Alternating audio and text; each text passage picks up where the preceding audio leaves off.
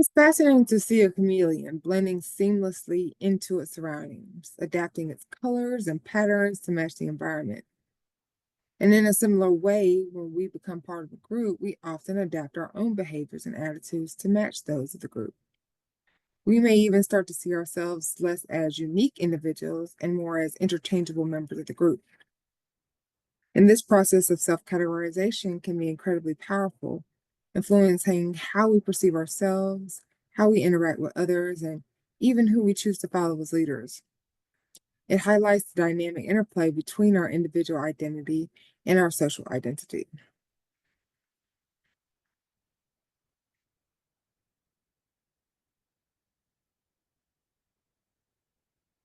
So let's dive into self categorization theory, which builds upon social identity theory. So, the theory focuses on how we categorize ourselves and others into groups and how this categorization affects our behavior and perceptions.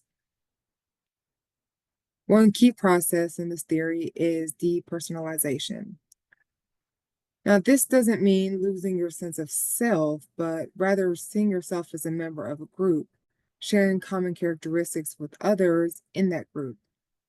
It's like when you're part of a sports team. You wear the same uniform, you chant the same cheers, and feel a sense of unity with your teammates. And in that moment, your individual identity might take a back seat to your identity as a team member. And this can sometimes lead to self stereotyping, where you start to adopt the characteristics and norms of your group. You conform to the perceived group prototype, behaving in ways that you think are typical for your group. So if your group's known for being hardworking, you might put in extra effort to live up to that expectation. Or if your group's known for being fun loving, you might try to be more outgoing and social.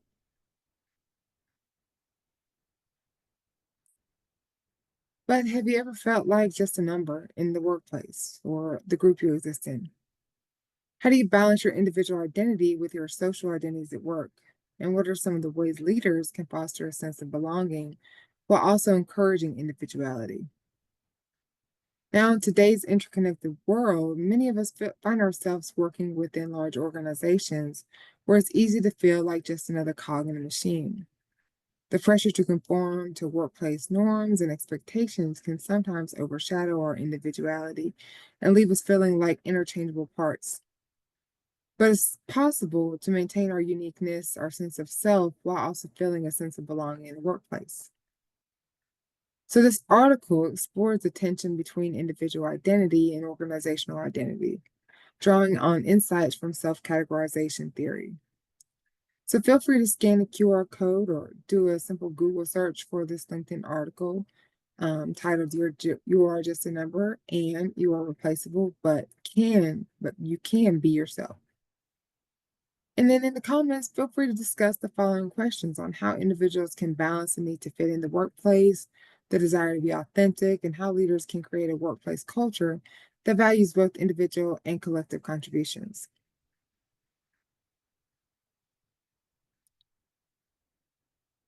So, how does self categorization affect social influence and leadership? Well, it turns out that we're much more likely to be influenced by those we see as part of our own group, our in group. And this is because we trust and identify with those who share our social identity.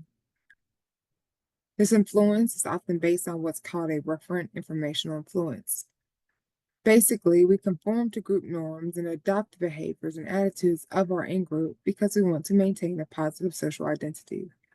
We want to fit in and be seen as a good member of the group. And this has major implications for leadership.